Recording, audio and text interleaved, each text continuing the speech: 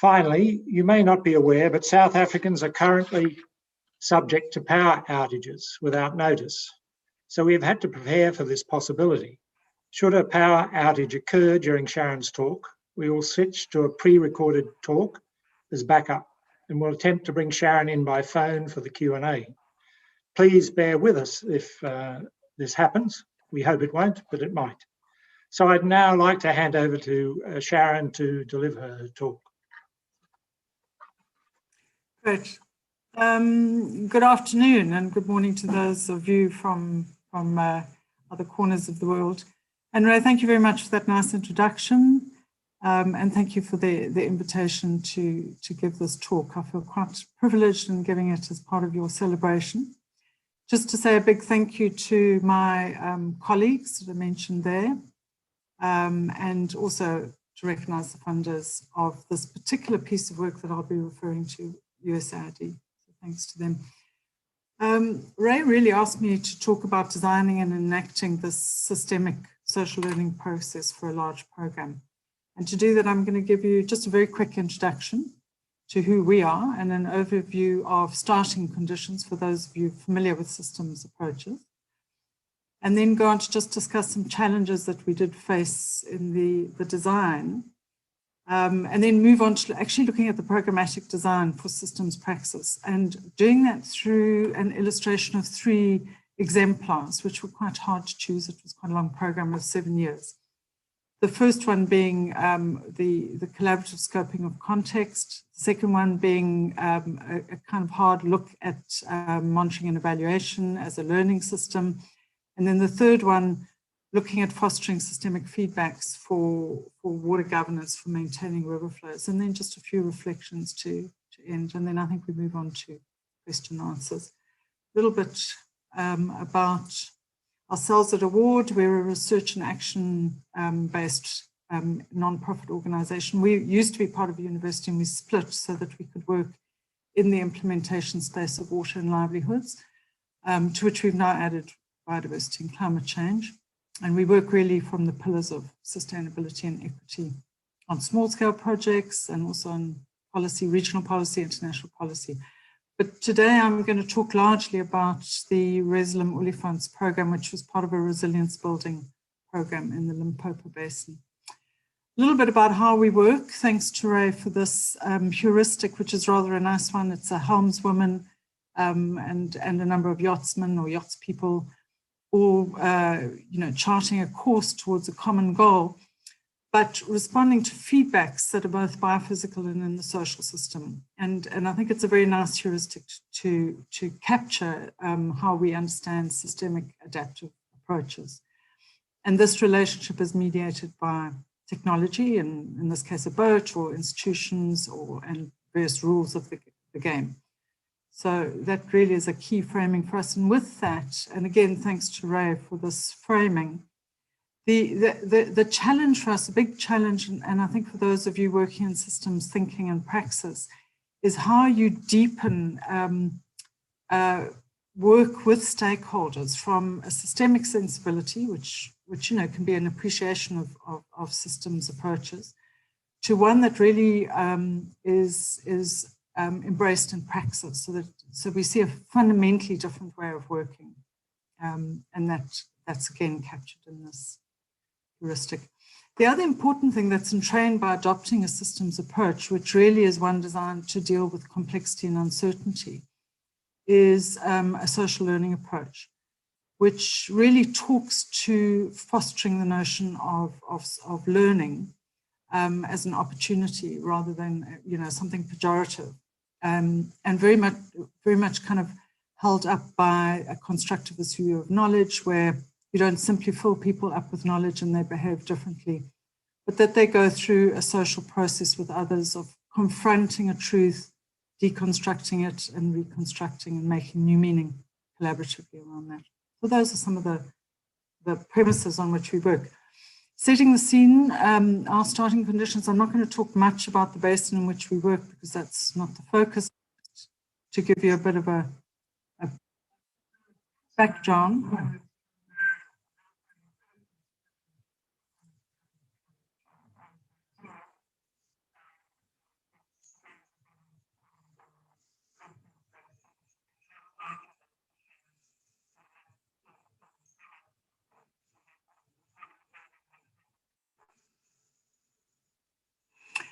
The catchment is characterized by a lot of declining resources and declining livelihoods. What we see is huge amounts of disparity in terms of well-being. Over half the catchment in South Africa is comprised of what used to be these Bantustans under the South African apartheid system, and that legacy of apartheid lives on in deep inequalities in access to water. The other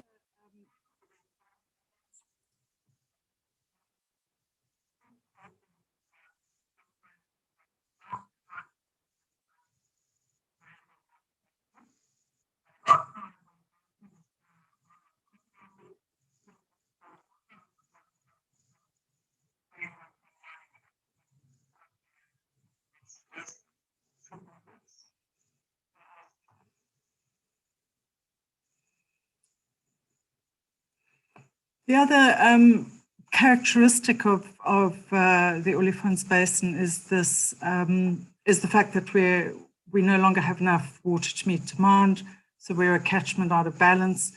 And as soon as one incorporates the models of climate change, the picture is quite alarming. That's a map of South Africa on the right.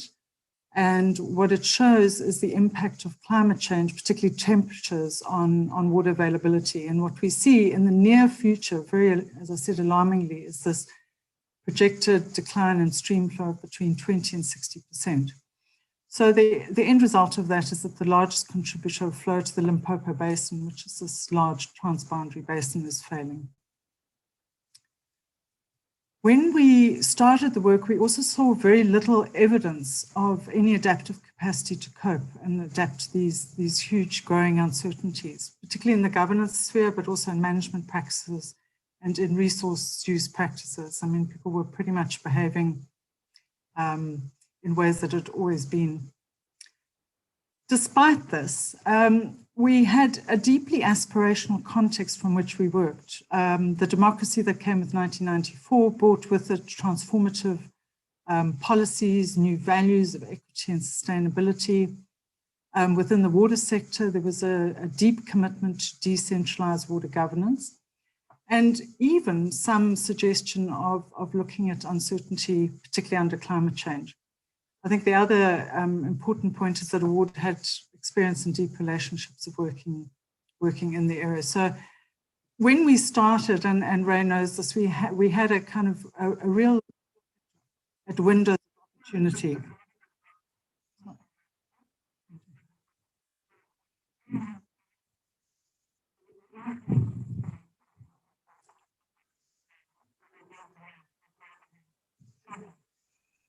Can't hear you, Sharon.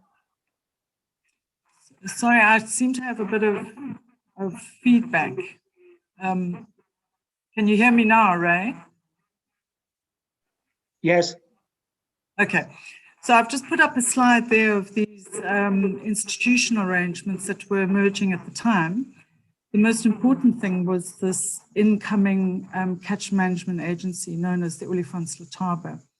And this really was a window of opportunity with which we could work, and we could embed these systemic practices. The other important thing there is just to see that that's the institutional home for a number of other stakeholder engagements, and forms an important link with within the broader regional scale with the CMA in Mozambique known as ARASUL and the Limpopo Basin Commission. So although very delayed, it was about 8 years in its coming, we again were feeling very inspired to work within this context. That then really set the scene for working towards this goal that I pointed to earlier, which was to improve transboundary management of the Olifants Basin. This was given to us by USAID, but our deep commitment to systemic social learning approaches is seen through the way that we modified that aim.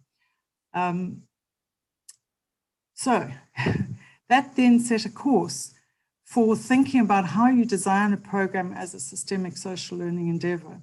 And the reason I put that question up at the beginning was because we came under quite a lot of criticism and challenges to why we were adopting this approach, which some criticized as taking a lot of time, initially staff were very unsettled by it, partners, other programs. They were used to working in fairly conventional ways around projects.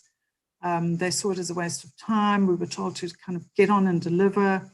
And we were also told to use established methods such as vulnerability and risk assessments.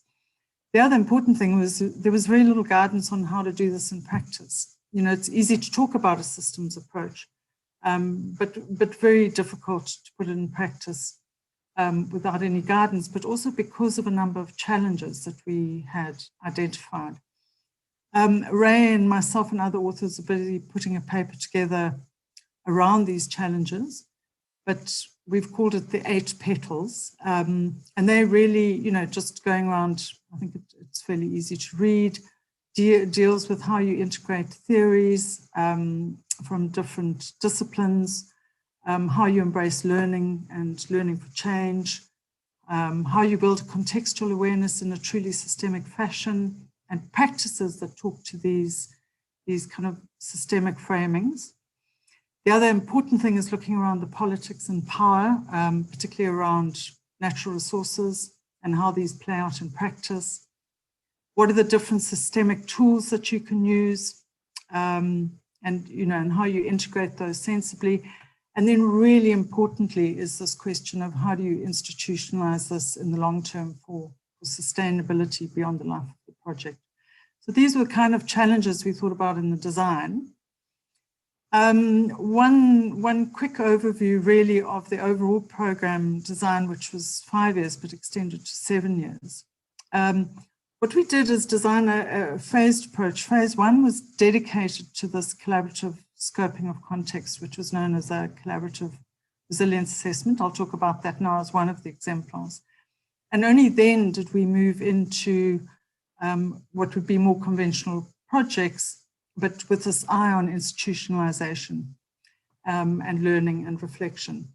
And this process was really looking for leverage points that we could enact systemic praxis and bring about transformative change. So I'm just going to talk to you a little bit about the collaborative resilience assessment that comprised phase 1. It was really designed as a systemic co-inquiry of context and the practices and the risks that people faced, but with a strong emphasis on collaboration. So this was very uncharted waters. What you've got in front of you are the various approaches that we drew on from different disciplines, and I'll explain how we use them in a minute. But you can see there were a number of different, this is just some of them. The first step in the process was this collaborative scoping of risk and the context. That then went on to a second step, which is this mirror back step, where we took the results of the first step and mirrored those back to the same stakeholders and used that as an opportunity to start drawing connections between things, but also to explore practices. So this was kind of a deepening of understanding. That could be 2, 3, 4 iterations around that.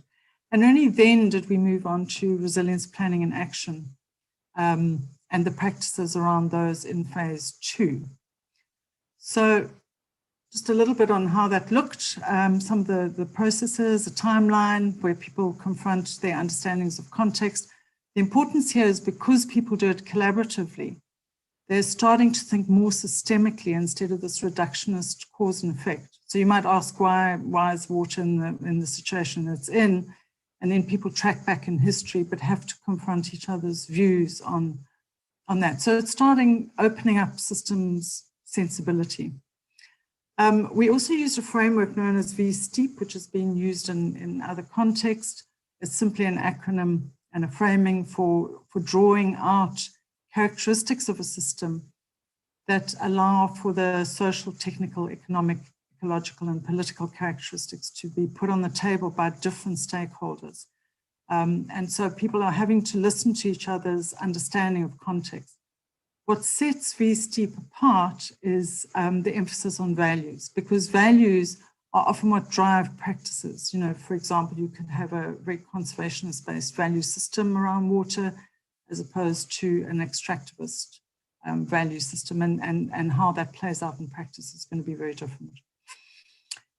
So in the second step, we then took what had emerged from the first step and put that into concept maps or causal loop diagrams, where people started looking at the relationships between things. The importance of this was that people were starting to move away from this single causality into understanding that what we see today may have multiple causes and multiple impacts. And I've just put up a couple of examples here where you can just see where people did start to develop a more systemic view of why they were seeing what they were seeing today. We also drew on, and as I said, we emphasize very heavily practices because they mediate the relationship between policy and natural resources. And we used an expansive learning process. I think it's Engstrom's cultural historical activity theory. In fact, there he is with us. What was interesting about this is that you were able to map the practices by different individuals or different institutions and see where there was convergence or conflict. That was another process used in phase one. And unsurprisingly, we ended up with a differentiated picture of risk and vulnerability.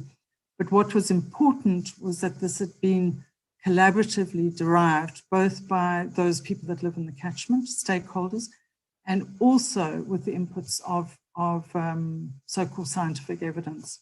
And this really acts as a jumping off place for designing phase two.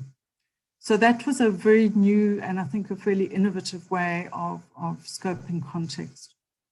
Phase two, to use Donella Meadows' phrase, was really looking for places to intervene in the system. The Olifants Basin is huge, and we use that initial scoping to look at how we chart a different future through transformative processes. This is really a schematic just of the overall design. And unsurprisingly, we had thematics around water and land and climate change.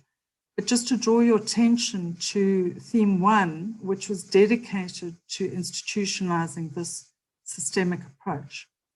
And we were able to do that through what we call these resilient support initiatives. And that then led on to the so-called more conventional projects in phase two. And I'm going to turn now to organizational learning. The reason for this being is that M&E seems to sit for an anathema for people trying to work in the complexity space or in the system space. There's always this discordance between the funders' targets and indicators and the recognition that things change in complex systems as uncertainty unfolds and as learning happens. And how do you blend that into one system that doesn't just alienate the M&E process as a process for the funders? And so we set along quite a kind of long trajectory of trying to understand this. And I've put up here a strategic adaptive management framework just to illustrate how we try to blend the needs to meet so-called targets of funders with our own needs to build a vision that was based on understanding the context and also on reflection and learning. So this is strategic adaptive management, an objectives hierarchy. We have a vision that's informed strongly by context. Remember that context we'd looked at in phase one, and you derive your objectives, sub-objectives, and your targets. And it's down here that we incorporated the USAID indicators and targets. But more importantly for us was then using the process to reflect back on each of these hierarchical layers and ask ourselves, have these been met, these targets? How were they met? If not, why? Really importantly, and if they were met, why? And really building this recursive and reflexive system through what was later called MERL, this monitoring, evaluation, reporting, and learning.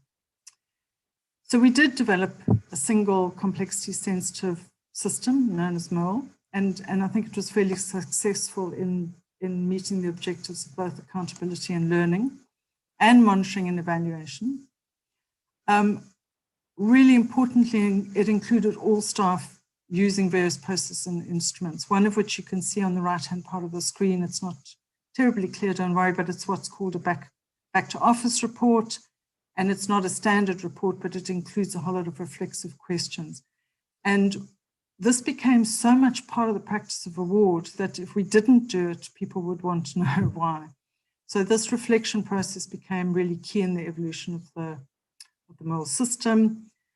We had other devices for keeping an eye on that higher order vision. And as Ray said, he was part of our reference group and that helped us. And we had many, many reflection and learning events dedicated purely to those things, reflection and learning, as you can see down here.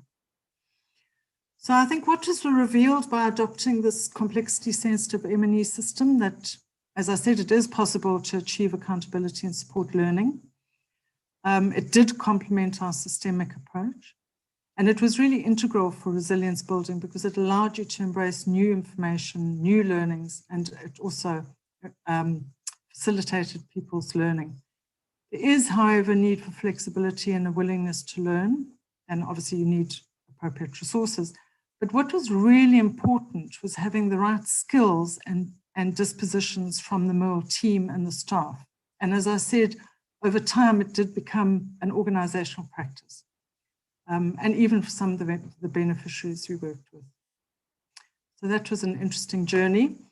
So for the last exemplar, I'm going to turn now to one around water governance, and one in which we worked at fostering and strengthening feedbacks in maintaining river flows and in setting up alternative polycentric governance arrangements. Just before I explain that story, just to say that, you know, during phase 1 and phase 2, we had 3 strategic areas that we supported. One was support for systemic governance, and that was really working with that emerging CMA. Sorry, I know there was a sound issue there, but we had this proto-CMA coming on board. We worked with them, we worked with the stakeholders, and we worked with transboundary agreements with Mozambique. Very much linked to that was building custodianship and networks for collective action. And these were both supported by integrated decision support systems that were in themselves systemic in nature to support practices. And there were also tools, real-time tools, decision support tools. So what I've put up on the right is an example of one of these tools known as Flow Tracker. It's got the link there. It's available for anybody to download. And what it was and is an innovative real-time mobile app for tracking flows, which was the first in the country, I think potentially regionally, globally. And what that allows you to do is to track flow in real time throughout the catchment. And that opens up a space for transparency and for all stakeholders to track that, well, as long as they have a smartphone. But it also enhances adaptive action because instead of acting reactively, for example, as flows decrease or increase, one can plan proactively for that. Again, just to emphasize, when we started working was this highly aspirational context. You see the map here of all the catchment management agencies throughout South Africa. But by 2017, there was a growing governance crisis alongside other crises. And I'm going to tell this story very briefly through the lens of the drought, the worst drought on record, 5-year drought, which gives us the window into these deeply uncertain futures that we face under climate change, and for which systems thinking is, I think, designed. So on the left-hand side, or on the one hand, we had this drought. You can see through a screenshot from Flow Tracker, flows dropping behind a statutory limit. So it was completely non-compliant. But then a very untoward series of events that happened in 2017, where the then minister put these catchment management agencies on hold and created this huge governance gap. And what that did, the knock-ons of that were absolutely enormous. Certainly state staff from the Department of Water Affairs, there was they were very dispirited, very low morale, a lot of staff left. And even within award, we experienced that. And for all intents and purposes, that Olifantsletaba CMA, despite the words government might want to use, was collapsed, was disestablished. And we then had to employ a series of systems practice to try and think about how we act after investing a huge amount of time and resources, how we could kind of pick ourselves up and work within this new, very volatile, uncertain space. And we focused our attention then on polycentric governance arrangements, saying, despite this institutional gap, despite governance or government, what can we do? And I'm going to tell this story through what happened in the Lower Olifants. There's a map in front of you here. You know, we could see by 2016 in January, which is our wet season when these rivers should really be flowing hard, we saw that through our models that the river would stop flowing. And that had a whole lot of socio-ecological impacts that I've listed.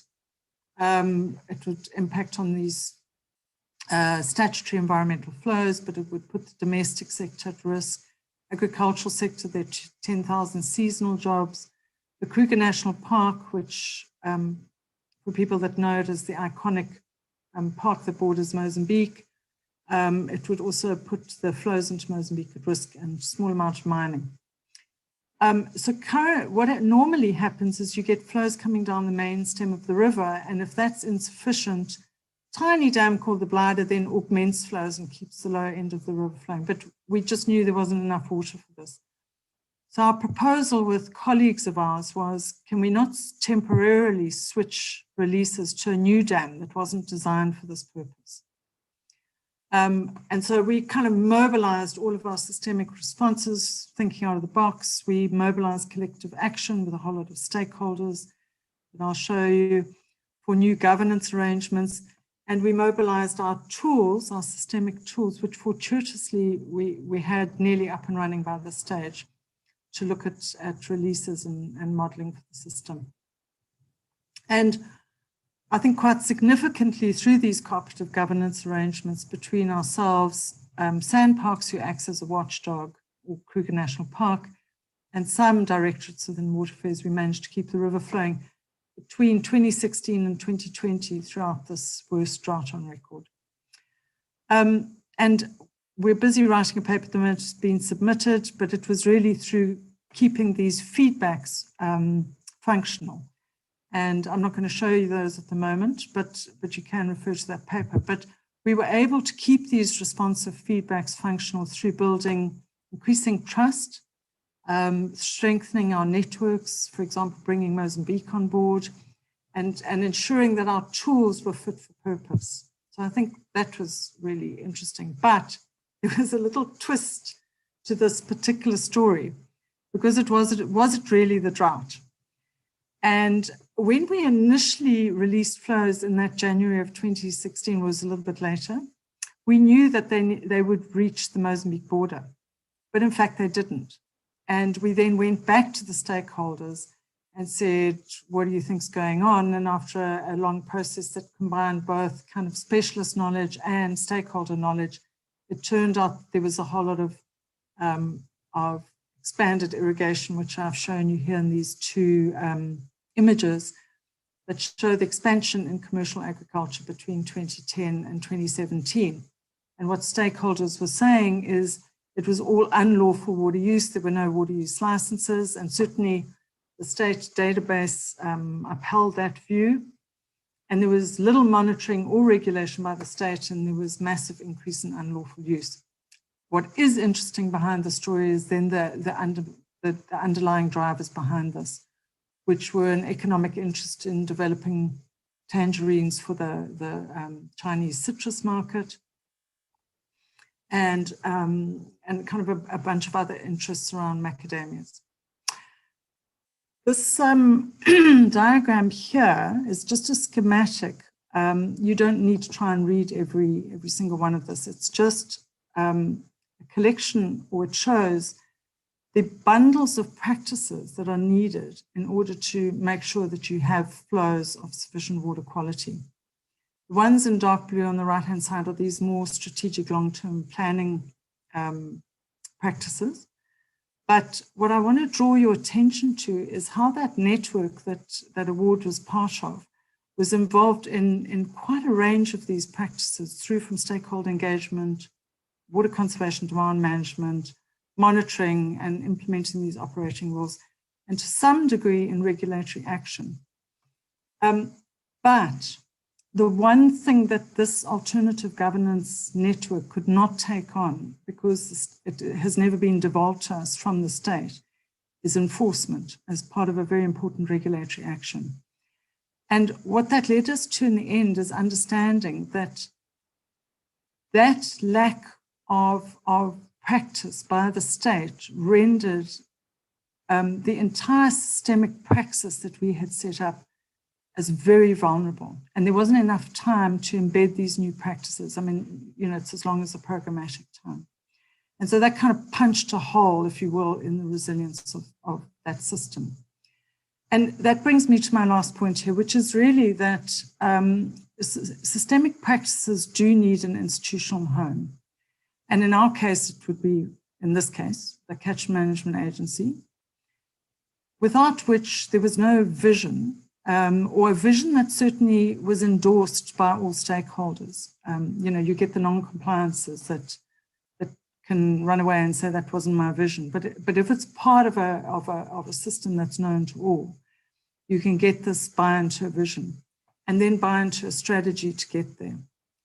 And so when we're talking about institutionalizing systemic practice, we had nowhere to finally embed those practices. And we had marginal places in which we could embed the tools and the practices around using those. And then there are question marks about how you embed long-term learning. Certainly as a network, we learned. But, you know, we wanted that learning to be embedded within the practices of the water governance institution, which was the CMA, which is not just the state, but the state and all stakeholders. So I think that showed certain challenges related to kind of time and institutional homes.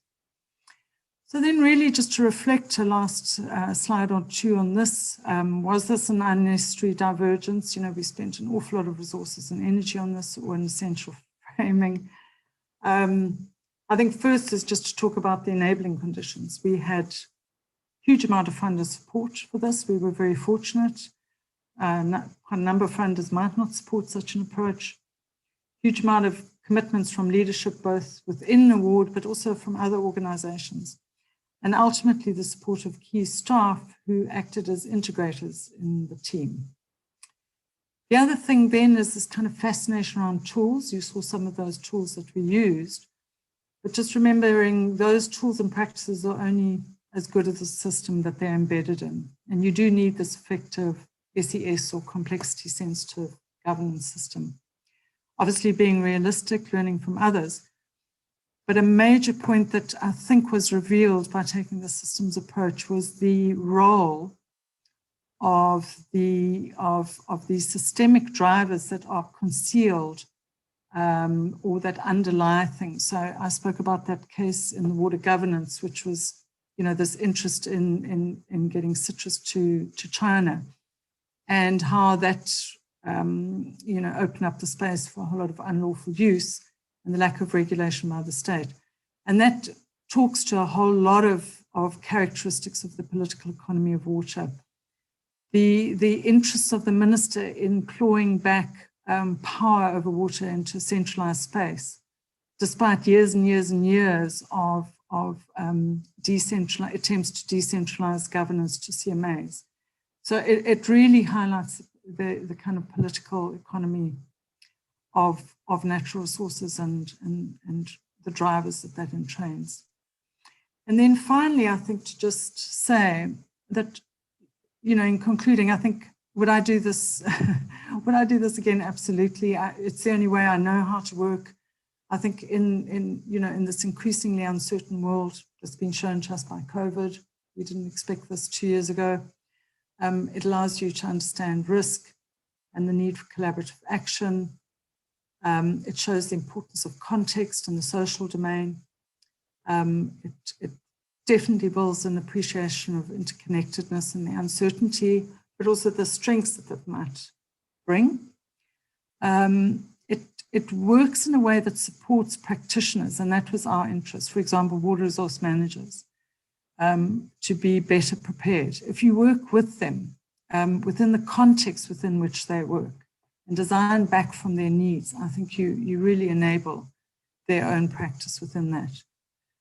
It certainly allowed for these polycentric governance arrangements, and it allowed us to develop tools that were much more systemic in their nature, both conceptually and practically.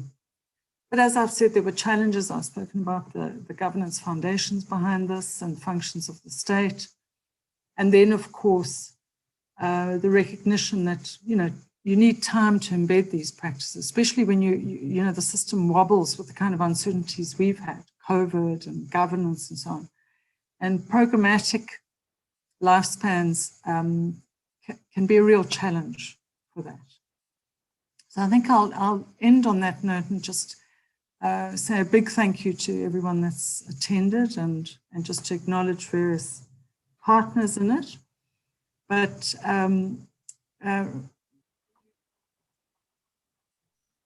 sorry, that is. And I'll pop up a slide at the end just showing where you can access various resources related to systems thinking and water resources and the Merle system and so on and so forth. So with that note, Ray, thank you. Well, thank you very much, Sharon. Much there to get your teeth into, and I hope you get lots of feedback over time, even if it doesn't come in this Q&A session. I wonder if you might start, Sharon, by perhaps saying a little bit about the sort of legacy issues, but in the context of the original framing of the whole Limpopo model and the way in which total distribution of funds occurred across the whole Limpopo and how that was institutionalized. Sorry, Brad, just a little bit of clarity. Do you mean between the two programs? Yeah, the two programs and the nature of the people who conducted the programs, etc. Yeah, okay. And the legacy issue. Yeah, that was also interesting and a challenge that I think we kind of stood up to the plate around that. But what Ray is referring to is there were two programs aimed at building resilience in the Limpopo Basin. So one was the overall Resilium program, known as Resilium B, and the other one was ourselves, just dealing with the sub-basin of the Olifants.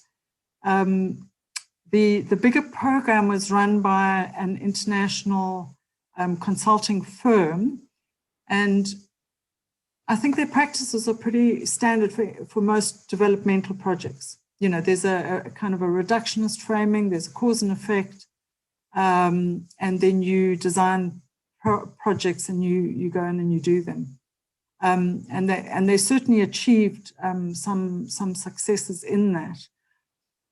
What we were aiming for was to try and institutionalize a framing and a practice that would leave behind a legacy that would allow practitioners within that space to work with uncertainty and complexity, and particularly growing risk and uncertainty. And our feeling was not about that other program specifically, but many programs, multiple programs, is that legacy is often not part of the vision from the start, and therefore is not a legacy that is left, that remains. And I think in many cases we have left, a legacy of understanding uncertainty, of enabling praxis, and practices that support people to work in these deeply challenging and uncertain spaces that people struggle with. Okay, thanks, Sharon. And Barbara Schmidt-Abbey has asked a question which I think riffs off that quite well, and that was how you managed to maintain the balance between the funders' focus on the objectives and the targets and the learning component, the trade-offs that are often put on people regarding these issues makes it often hard to embed the learning elements. Do you want to say a bit more about that? I mean, Bob, it's a really key question. We did face challenges in the beginning around, setting targets using the funders' indicators. As I said, I think in that part around Merle.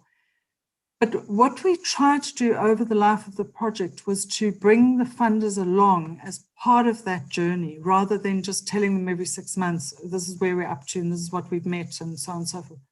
So it was, I think, a very interesting journey for USAID themselves. In fact, they've asked to use the MIL system in other projects, because I think we were quite careful in our relationship with them, and fairly genuine, if I can rather say that. You know, we weren't trying to obfuscate what we were doing. We were very clear that we were trying to build learning. And very fortuitously, we had 2 agreement officers who were very open to these suggestions and acted as the mediator back to USAID, both in Southern Africa, but also in the States.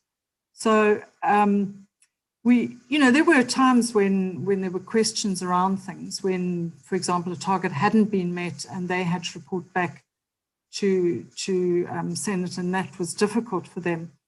But over time, we were able to talk to the reasoning behind that. You know, it wasn't through laziness that those targets weren't met. It was because of this huge changing institutional uncertainty, and they became quite sensitized to that over time. But, you know, that's not necessarily something that can work with every funder. But our experience then of working with other funders is they do respond quite positively to this, because I think funders are beginning to realize that, you know, unless you're doing a more complicated system, you know, car parts, for example, and you have to produce so many. But funders are sensitive to the fact that things change over time. What they do want is accountability. And I think one has to honor that. And we've spent quite a lot of time honoring that. Yeah. Thanks, Sharon. Bob Williams from New Zealand has a question about chat. He says it doesn't get the profile it deserves. And he says, you appeared to use it in the early stages, but its real strength is helping you deal with contradictions. And the second part is chock full of contradictions. Did you consciously use chat during these crises? Yeah. Thanks, Bob. I mean, you know, this is always the limitations of having 30 minutes and such a huge program. I mean, there's so much that I don't think I did service to. So, and you're absolutely right. We used, it was a very interesting journey with chat, because we were, in the beginning, I spoke about one of those challenges of the integration of tools and conceptual framing. So we spent quite a lot of time working that through. And then there was this kind of aha moment and opening up of this window of where they could be used and the convergence between them. And we certainly used chat, not just in scoping context. We used it throughout the program.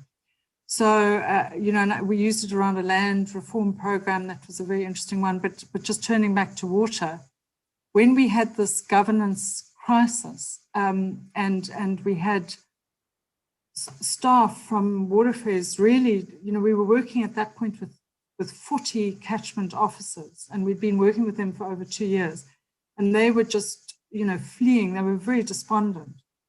We used chat to try and understand the challenges that they faced. So that was, you know, that was less about conflict, in that we could not bring in the national department. They wouldn't talk to anybody about what was going on. It was a particular context, but it really helped them unearth the challenges that they would confront if they stayed on. So that was the one case. The other case in which we used it around conflicts was where these catchment officers, or water resource management officers, if I can call them that, were being quite conflicted around protection of the catchment and water security in a catchment, but coming under immense pressure to release water through water use licenses, mainly for mining. And we were able to work with some mining sectors, not all of it, and these catchment officers in finding a way out of this conflict. Rather unfortunately, because of the changes to the governance arrangements that I spoke about, you know, a lot of that we would have liked to have seen in practice was severely weakened, if I can put it that way. But yes, indeed, and I think chat deserves it deserves a much higher profile, as do many of these tools. So Bob, thank you for that. I'm going to hand over to my colleague, Kevin Collins, so that he might ask a few questions. Okay, thanks, Ray. Thanks, Sharon. It's a really interesting question from Martin, and it's quite a high-level question, but maybe you can give some insights into it. Martin's question is really about systematic praxis, and is there such a thing? Is there such a thing as systematic praxis? And if so, what might it look like in Resilient?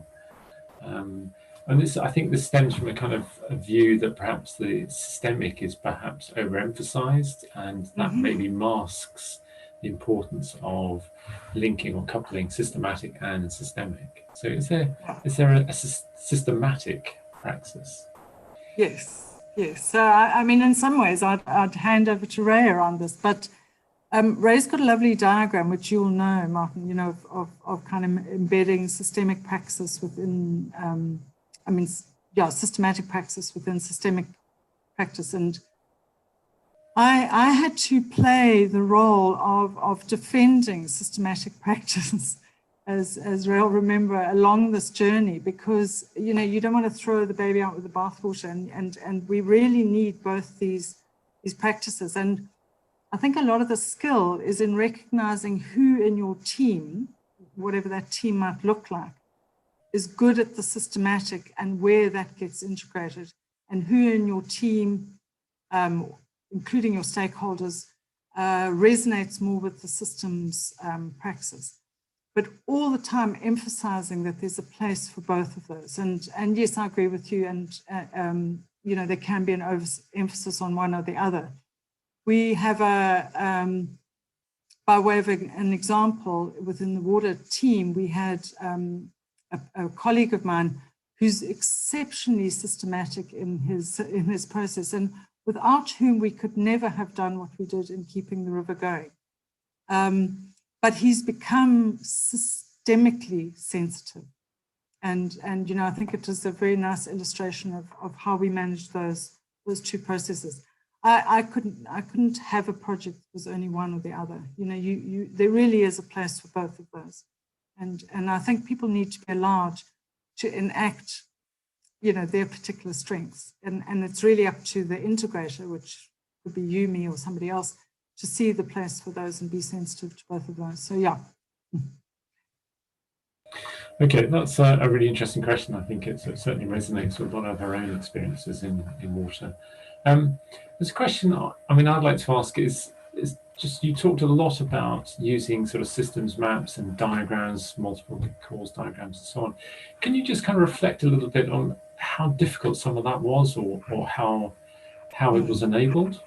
Because they are quite challenging things to do, and often people become very uncomfortable in doing something like that, which is very visual all of a sudden.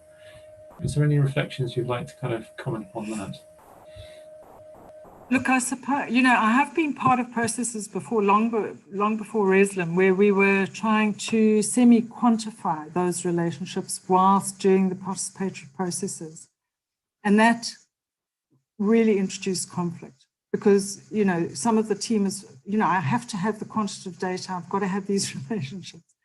So when we left that alone and said, going back to Ray's diagram of building systems sensibility and literacy, this is what this is about. This is not about the researcher. It's a process to enable that. And we were able to leave that behind and just work with the concept maps and the flavors that came onto the table. Bearing in mind, we were drawing on what people had told us in the previous sessions. So we were working with their stuff, and we had the luxury of going back, not, in immeasurable times, but a number of times, and working with that same stuff. I was really amazed by how easily people worked with those. They really enjoyed it. It enabled a different way of thinking. And as and obviously one has to work with issues of literacy and, differential power dynamics. We often had groups of stakeholders that were, highly so-called numerically literate, and those that were not. But it was a real integrator of ideas, because as long as the facilitation was good, and that's where a lot of that challenge lies, is that not a lot of people are good facilitators for concept mapping.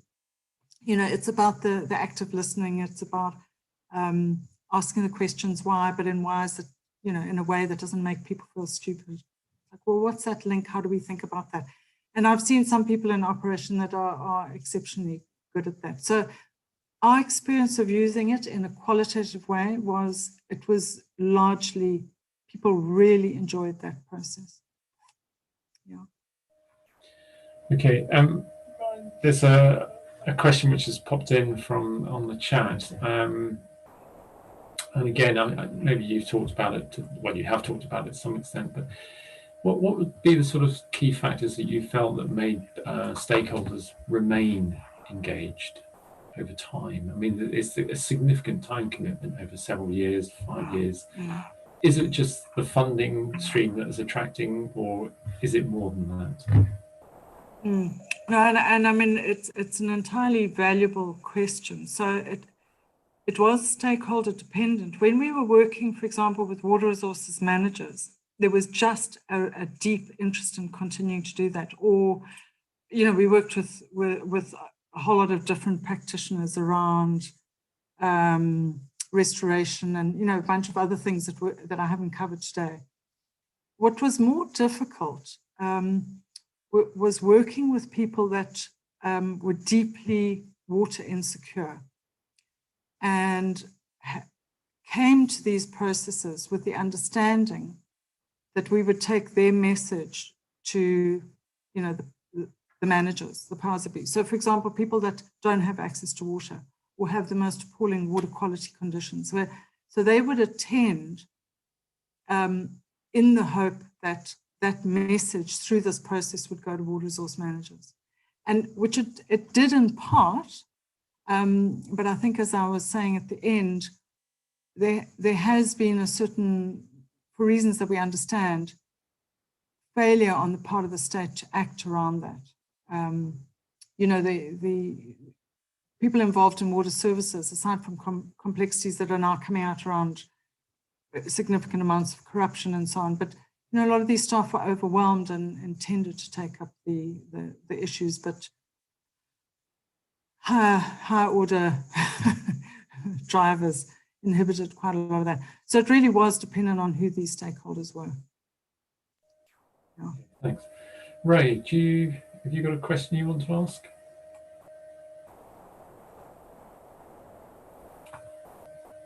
Thanks, Kevin. Sharon, if you were designing a Resolimo project again, or giving advice to USAID as to how they should design such projects into the future, what would be the couple of the key design criterion you'd use? It's quite a personal question, that one. So maybe, I suppose, just going at a more philosophical level or at a more conceptual level, I think the investment in the collaborative scoping of risk is a worthwhile one, because it starts the process of institutionalization right from the beginning.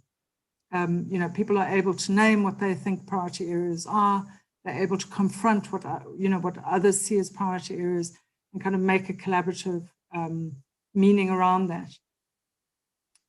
If I could say, from an operational level, which is maybe less interesting, but was deeply personal for me, the challenge of having sufficient quality staff to support the process was an enormous one.